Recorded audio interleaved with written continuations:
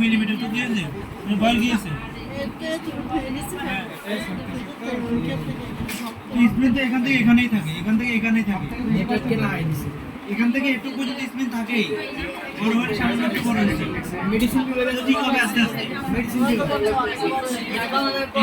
দেখবেন এই দেওয়ালে এই পাশের দেওয়ালে বলি না এই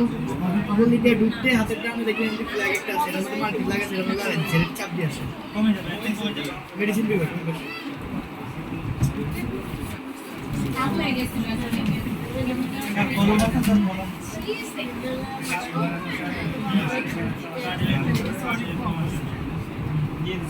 কাশি আছে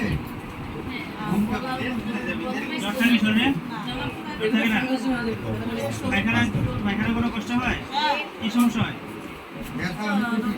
কাজ করো না কেন